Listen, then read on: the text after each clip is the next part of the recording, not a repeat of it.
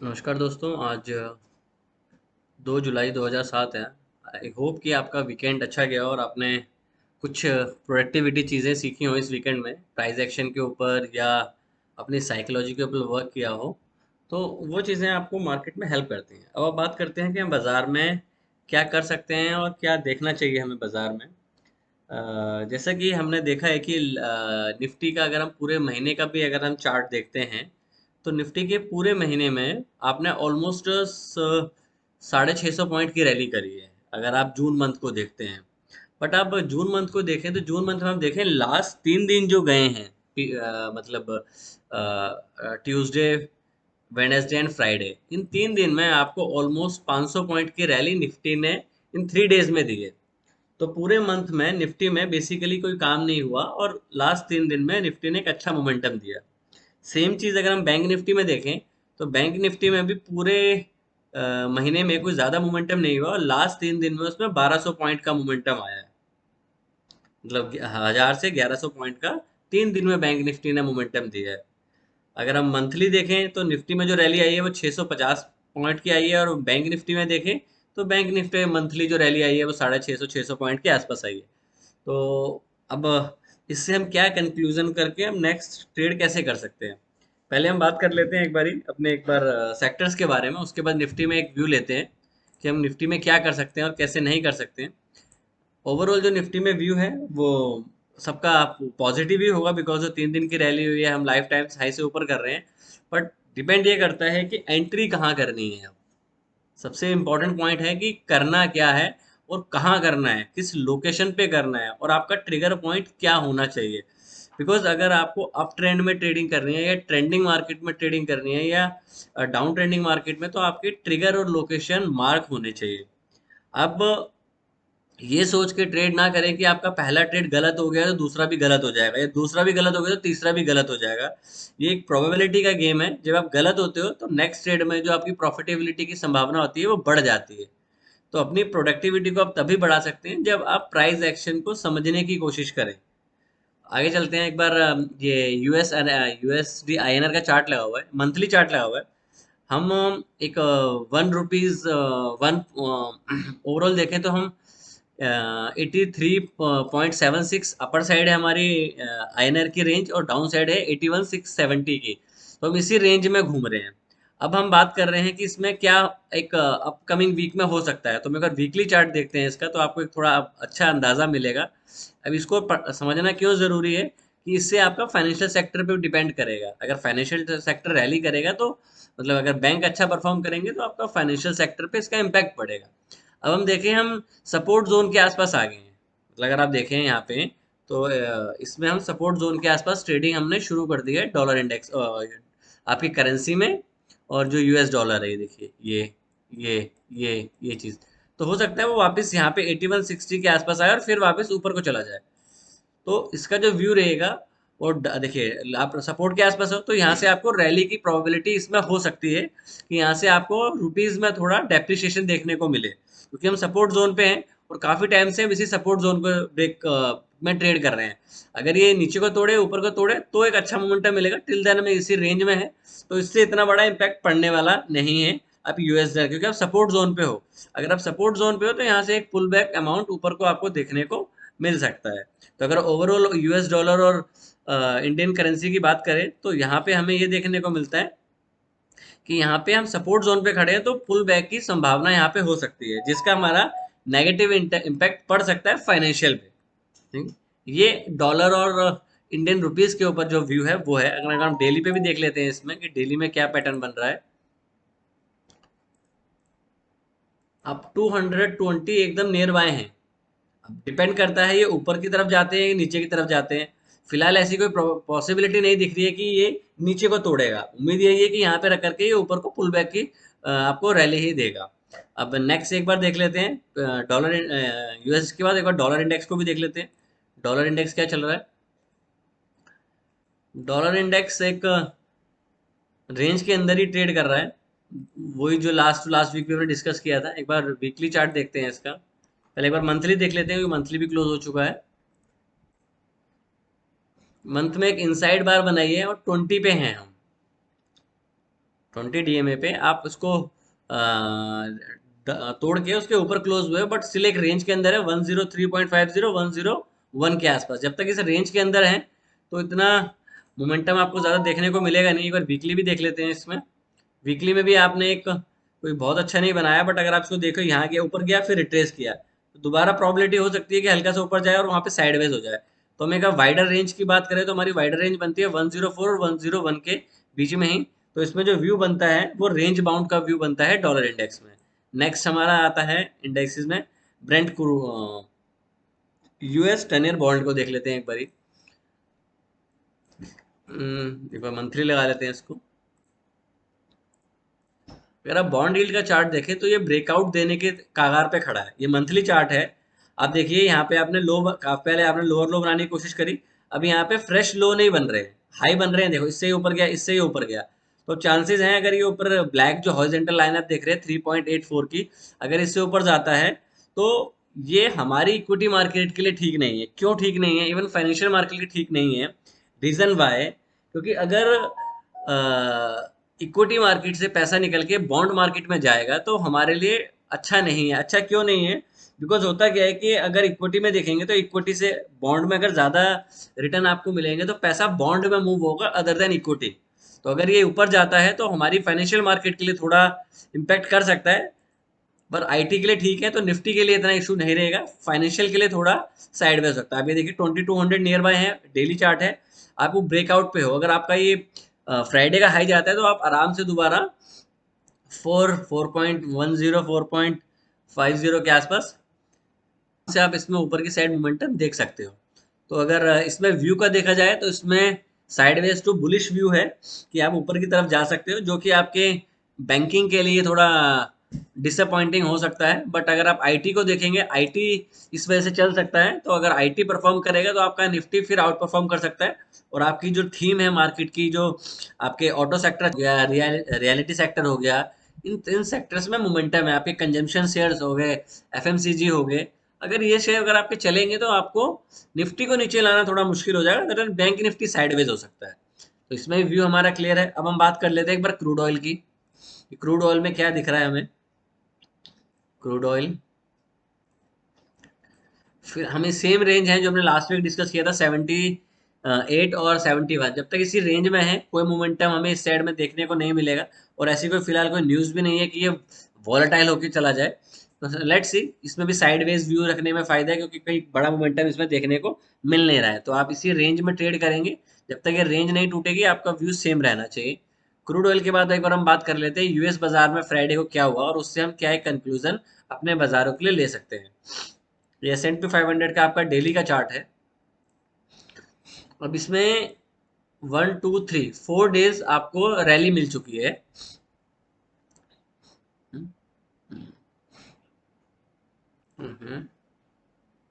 एक बार मंथली देख लेते हैं उसका।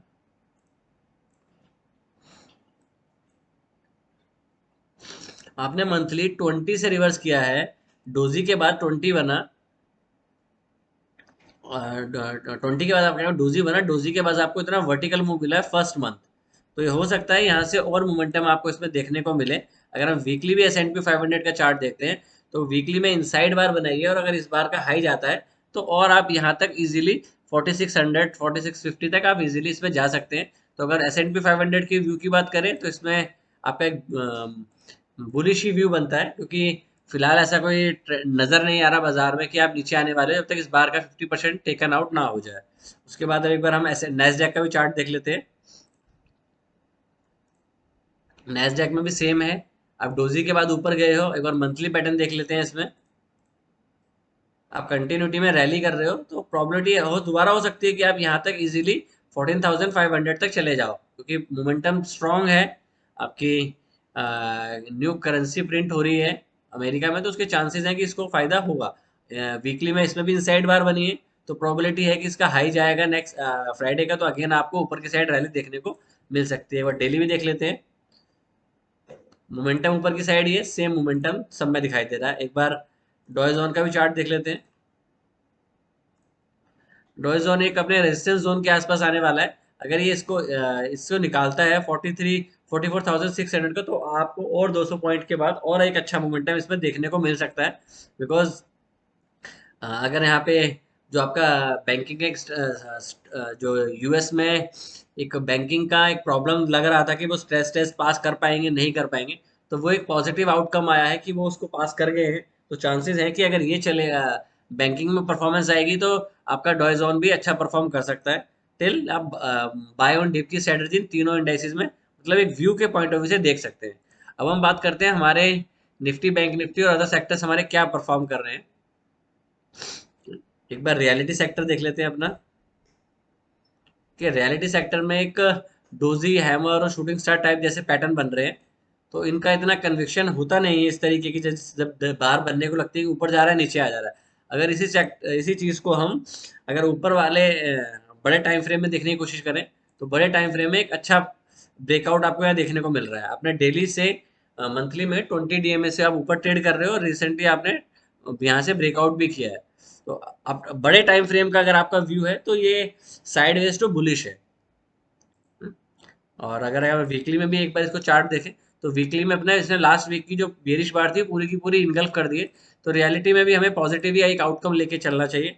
उसके बाद हम देख सकते हैं नेक्स्ट क्या है, फार्मा। फार्मा में बुलिश व्यू है, आप आराम से इसको कैरी कर सकते हैं अपनी लॉन्ग पोजीशन को इसमें। मेटल में देख लेते हैं, मेटल भी एक पॉजिटिव आउटकम में दिख रहा है, बट प्रॉब्लम मेटल में ये है कि अगर डॉलर इंडेक्स और यूएस उसमें बॉन्ड में फर्क पड़ेगा तो वो आपका एक नेगेटिव इम्पैक्ट कर सकता है। बट फिलहाल मेटल भी एक अच्छा ही दिख रहे हैं। तो अगर आप इसका मंथली चार्ट भी देखें मेटल का, तो आप एक अपने सपोर्ट जोन के पास आ गए 6209। अगर ये टूटता है तो डेफिनेटली आपको यहाँ पे नेक्स्ट मूव जो है 6670 तक मिल सकता है। एक बार वीकली भी देख लेते हैं। वीकली आप तो एक रेंज ही नजर आ रही है वीकली में, कि जब तक इस रेंज से ऊपर ना जाए, जब तक इसमें बाय का ट्रेड इनिशिएट ना किया जाए मेटल में और डाउन साइड आपकी है, तो ये आपकी एक रेंज बन जाती है। तो 62,990 से अगर बाजार ऊपर जाता है तो आपको यहाँ से एक बड़ा ट्रेड देखने को मिल सकता है, जो आपको हो सकता है रिसेंट के हाइस को टच करने चला जाए। उसके बाद आप अगला चेक देख लेते हैं, आईटी। आईटी में हम बुलिश हैं फिलहाल, क्योंकि जो इसमें डे बिफोर यस्टरडे एक बार बनी है, काफी बुलिश बार बनी है। और आपने जो ऊपर से ट्रेंड लाइन देखी है वीकली में वो भी ब्रेक हो गई है। प्लस अगर आप मंथली चार्ट देखते हैं इसमें, तो मंथली चार्ट में भी एक अच्छा एक डाउन साइड के बाद एक मंथली चार्ट में प्रीवियस मंथ के हाई को ले जाने की कोशिश कर रहा है। तो डेफिनेटली हो सकता है कि आपका 31,500 तक एक बार आईटी परफॉर्म कर सकता है। डेली में ये वैसे देखिए 20 और 200 से जस्ट एक रैली स्टार्ट हुई है, तो ये 3-4 दिन आपको रैली देखने को मिल सकती है। एफएमसीजी में देखें, एफएमसीजी स्टिल पॉजिटिव है, इसमें आप अच्छे ट्रेड आपको ढूंढे जा सकते हैं। फाइनेंशियल आपका जो आपके एनबीएफसीज है उनमें आप देख सकते हो, उनमें अच्छा मोमेंटम आपको देखने को मिल रहा है मिड कैप में। एनर्जी आपका 200 से नीचे है, तो हम इसमें जो व्यू लेंगे वो आपका एनर्जी में साइडवेज टू बुलिश होना चाहिए। पीएसयू बैंक आपके एक काफी अच्छा मोमेंटम से निकल रहे हैं। अगर इस बार के ऊपर को निकालता है फ्राइडे का है, तो आपको एक नया मोमेंटम 4200 तक का देखने को मिल सकता है। प्राइवेट बैंक में काफी अच्छा मोमेंटम लास्ट 3 दिन में देखने को मिला है, पर कुछ बैंक्स हैं जो थोड़ा सा साइडवेज टाइप दिख रहे हैं। तो बैंकिंग में हो सकता है कि अगर डॉलर इंडेक्स और बॉन्ड यील्ड में कुछ इम्पैक्ट पड़ता है तो ये साइडवेज हो जाए। तो बल्कि निफ्टी आपका ऑटो आप देखें तो ऑटो में काफी अच्छा मोमेंटम आया, और आपने एक रेंज का ब्रेकआउट किया है यहाँ से, तो आपको और अच्छे पॉइंट्स ऊपर में 1-2 दिन देखने को मिल सकते हैं।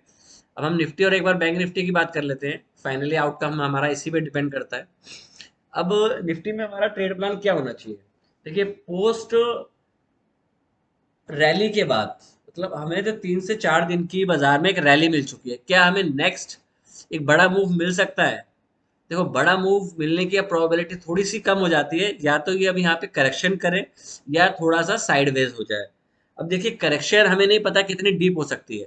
तो कभी भी अगर आपको बुल ट्रेंड में ट्रेडिंग करनी है या किसी भी ट्रेंड में ट्रेडिंग करनी है, तो आपको रिसेंट हाई टूटे तो आपको बाय करना चाहिए, या रिसेंट लो टूटे तो आपको सेल करना चाहिए, वाइस वर्सा।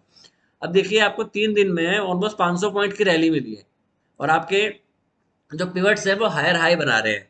तो या तो वो पिवट्स के पास आए बाजार, आप इसमें एंट्री किस बेसिस पे कर सकते हैं। जो निफ्टी के पिवट्स बने हैं अगर हम उनको देखें डेली में, तो आपके पिवट्स बने हैं 9160, 9138, 9113, और हम जो क्लोज हुए हैं वो 98190 पे हुए हैं, मतलब 19,190 के आसपास हम क्लोज हुए हैं। तो या तो आप पिवट्स के आसपास आओ, इसको ना ब्रेक करो और यहाँ से आपको रैली मिले। एक तो रीजन ये हो सकता है बाइंग करने का कि पिवट्स को मोस्ट ऑफनली अप ट्रेंड में प्राइस रिस्पेक्ट करता है। दूसरा आपका हो सकता है यहाँ पे, अब वीकली भी देख सकते हो, मंथली भी देख सकते हो। मंथली में जो आपके पिवट्स बनते हैं, जो R1 बनता है वो 19,440 बनता है। तो आप ओवरबोर्ड तो मंथली टाइम फ्रेम पे नहीं हो। अगर हम वीकली टाइम फ्रेम में भी देखने की कोशिश करें निफ्टी को, तो निफ्टी में वीकली में भी जो R1 बनता है वो 19,378 बनता है। तो इसमें भी आप बहुत ज्यादा बोले कि ओवरबॉट है वो नहीं नजर आ रहा है। डेली में आप बोल सकते हो कि थोड़ा सा मोमेंटम है, तो अगर प्राइस इसको जरा सा रिट्रेस करता है तो डेफिनेटली आपको बाइंग करनी चाहिए। बट अगर आपको बाइंग करनी है तो उसके लिए आपका जो बेस्ट सिनेरियो बनता है कि बाजार ऊपर खुले, साइडवेज हो, जैसा कि मैंने आपको लास्ट वीडियो में बताया था कि बाजार देखिए जैसा दिखा रहा है कि आप 100 to 150 पॉइंट गैप अप करोगे। अगर बाजार इतना गैप अप करता है तो ये बाजार मान लीजिए यहाँ गैप अप करा बाजार ने। एक मिनट में इसको आपको क्लियरली समझाने की कोशिश करता हूँ मैं क्या बात कर रहा हूँ। इसको हम थोड़ा सा नीचे कर लेते हैं। निफ्टी का 5 मिनट का चार्ट है। अब जो निफ्टी है वो यहाँ गैप अप करता है इस जगह पे, यहाँ निफ्टी खुला। हम्म, एक मिनट, पेन सही नहीं चल रहा।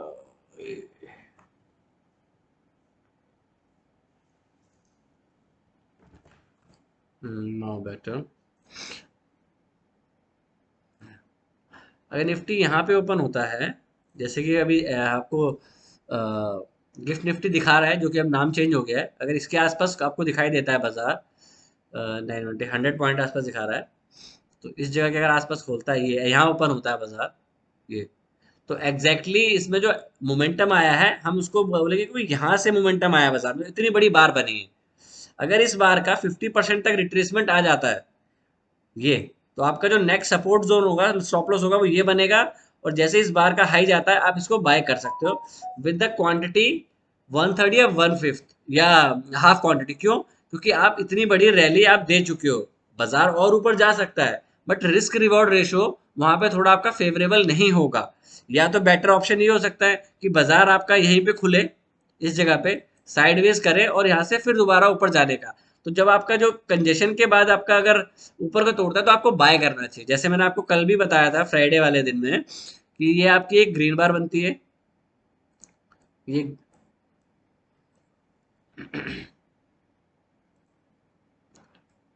ये आपकी ग्रीन बार बनी, ठीक है, बड़ी बार। उसके बाद एक छोटी बार बनी, ये रेड भी हो सकती है ग्रीन भी हो सकती है।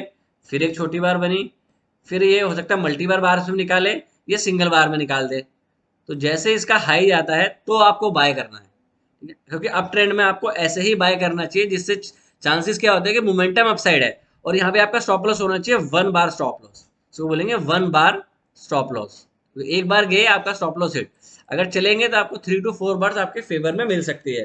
तो निफ्टी में जो ट्रेड होगा, अगर इतना बड़ा गैप अप हो जाता है तो हम वेट करेंगे थोड़ा सा प्राइस को रिट्रेस होने का, साइडवेज होने का, फिर फ्रेश मोमेंटम मिले। क्योंकि 3 दिन की जो रैली हुई है 500 पॉइंट की, उसको डाइजेस्ट करने के लिए थोड़ा सा बाजार को टाइम देना पड़ेगा। आप बोल 19,500 जाना है तो भी इसको थोड़ा सा पॉज करना पड़ेगा। पॉज इन द सेंस ये हो सकता है कि जैसे मैं बात हम पिछले पहले भी 2-3 दिन पहले कर चुके हैं कि बाजार गैप्स में डील करे। अगर बाजार गैप्स में डील करता है तो उसके बाद ऑप्शन बायर के लिए अपॉर्चुनिटी कम कम हो जाती है, क्योंकि अगर बाजार ऊपर खुलेगा तो ऑप्शन बायर को कुछ नहीं मिलेगा, उसको मिलेगा जो अपनी पोजीशन कैरी करके ले गए। ठीक है, ये हमारा व्यू हो गया कि निफ्टी में ट्रेड प्लान कैसे कंस्ट्रक्ट करना है जिससे कि हम अपने आप को प्रॉफिटेबल बना सकें। मैं आपको एक पॉइंट और यहाँ बताना चाहूंगा कि देखिए अगर आपको इस मार्केट में सरवाइव करना है तो आपको इसमें से प्रॉफिट निकालना जितना जितना जल्दी सीख जाएंगे वो आपके लिए सर्वाइवल का एक बहुत अच्छा बेनिफिशियल आपकी ट्रेडिंग के लिए हो सकता है। तो इससे प्रॉफिट निकालना भी सीखें और बड़े प्रॉफिट को राइड करना सीखें। बिकॉज जब तक आप बड़ा प्रॉफिट राइड नहीं करेंगे, छोटे पॉइंट से लेके आपकी लाइफ में कोई चेंज इसमें नहीं आने वाला है। अब हम एक बार बैंक निफ्टी की बात कर लेते हैं। निफ्टी का मैंने अपना अपना आउटकम आपको बता दिया कि मुझे क्या बाजार में लगता है। 3 दिन की रैली के बाद बाजार में एक पॉज देखने को मिल सकता है, या हो सकता है कल आप एक नैरो रेंज में ट्रेड करो। तो बाजार एक प्रोबेबिलिटी है कि एक narrow range after gap up momentum ना दे, तो क्वांटिटी आप उसी हिसाब से कल प्लान कीजिएगा। एक बार बैंक निफ्टी भी देख लेते हैं।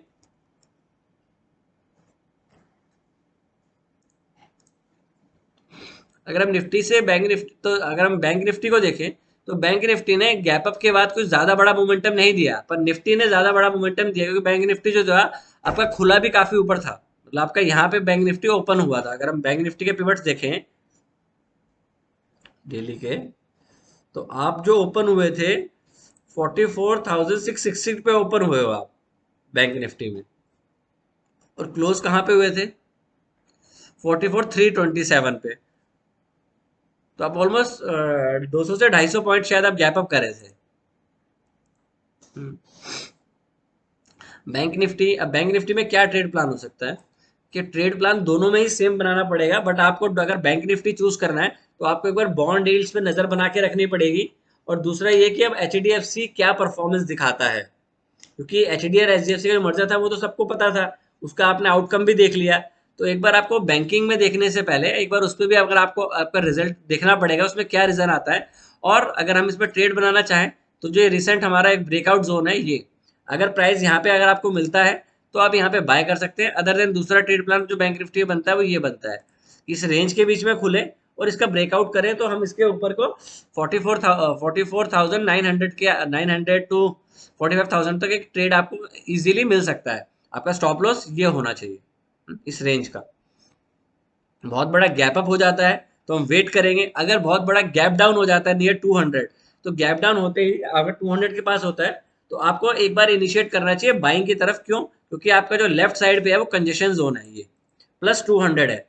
तो आपकी जो चीजें हैं वो कन्फ्लुएंस हो रही हैं। अब कन्फ्लुएंस क्या होता है? कन्फ्लुएंस का मतलब होता है कि जब 2 से 3 चीजें एक ही पॉइंट पे टुगेदर आ जाती हैं तो वहां पे एक सपोर्ट या रेजिस्टेंस अच्छा बनाया जा सकता है। ठीक है? क्यों? क्योंकि यहाँ आपका लो भी है, प्लस आपका प्रीवियस डे का कंजेशन भी है, +200 भी है। तो बैंक निफ्टी में अगर गैप डाउन भी होता है तो आपको इनिशियली फर्स्ट ट्रेड बाइंग की तरफ सोचना चाहिए, जो कि आपको प्रीवियस क्लोज तक लेके जा सकता है। तो क्लियर है? अगर बहुत बड़ा गैप अप होता है तो हम वेट करेंगे।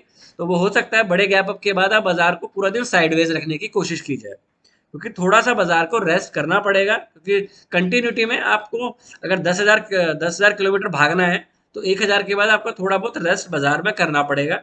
तो कोई भी ट्रेड लेने से पहले प्लीज अपने फाइनेंशियल एडवाइजर जरूर कंसल्ट करें। Trade well and take care. Thank you. Bye.